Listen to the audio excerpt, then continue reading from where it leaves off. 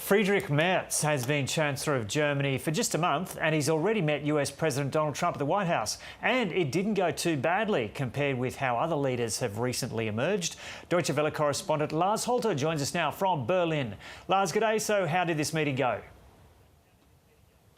Yeah, thanks for having me. Where to start? I mean, first of all, from the German perspective, from Friedrich Merz's perspective, the meeting went very well. The two leaders seemed to be on friendly terms, with Trump complimenting Merz on his election win, his leadership, and even his English. Well, Merz, however, didn't get to use that English very much. He hardly spoke, whereas Trump went on forever on a few topics that were of interest to Merz as well, and to Germans and Europeans. But Trump actually spent most of his time actually talking about domestic issues and bragging about himself. It was cringeworthy in so many ways, but again, for Merz at least, it was a very good meeting. He mostly listened and he escaped the Oval Office unscathed, which is not something you're taking for granted these days after what we've seen over the last couple of weeks, these Oval Office meetings as they went down for Volodymyr Zelensky of the Ukraine, of course, or just more recently with South Africa, Cyril Ramaphosa.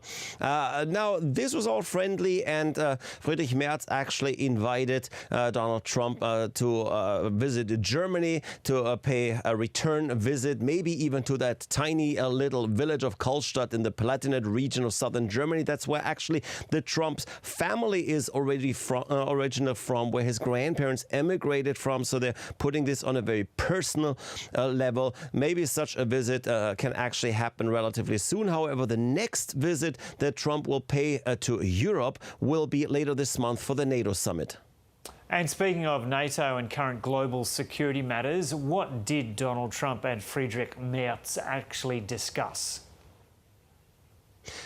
Well, obviously, Russia's war in Ukraine now in its fourth year was a very important, or maybe even the most important topic on the agenda. Much of what Trump said didn't really seem to get anyone closer to really solving this conflict. However, Chancellor Merz took one of the few chances he was given to talk, to make a very strong case for the U.S. to put pressure on Putin. One journalist asked about U.S. sanctions against Russia, but Trump unfortunately kind of evaded a clear answer. Anyway, at least Trump seemed to maybe inch closer to seeing Putin as the aggressor in the conflict and support Europe's view here. Merz, of course, had also come prepared. The German Chancellor is one of the many European leaders who are supporting raising defense spending with the NATO to 5%. 3.5% go to the military, another 1.5% to military-related infrastructure. That's the latest here, of course, from discussions within NATO as well as the German government. Now, from a German perspective, that is all very smart, because it allows to combine military spending here with general upkeep of roads and bridges, while it also gives Trump a big win. Trump has always said that NATO members have to spend more. Now they do, and it is, at least I would say, partially in an effort to placate the White House. And Donald Trump repeatedly names the European Union as an offender in the trade wars. So that was potentially a really prickly subject. How did that play out?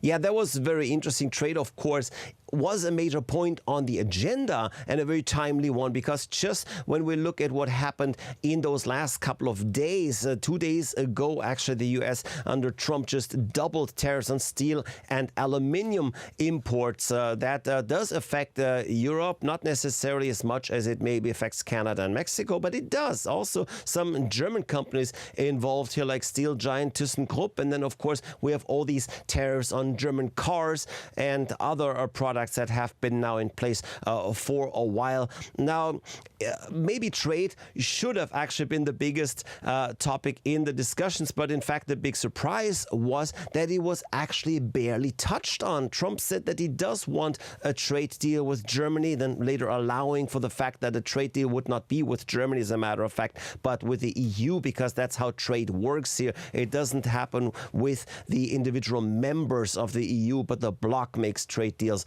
with its partners, in that case, of course, the United States. And it did become a pretty clear fast that we wouldn't get any details out of the president here when it comes to trade deals and what he would specifically like to see. Bottom line, I would say after this meeting, not much substance coming out of the talks between Trump and Merz, but at least they were conducted in a friendly manner. OK, Lars Halter reporting there from Berlin. Police investigating the disappearance of Madeleine McCann have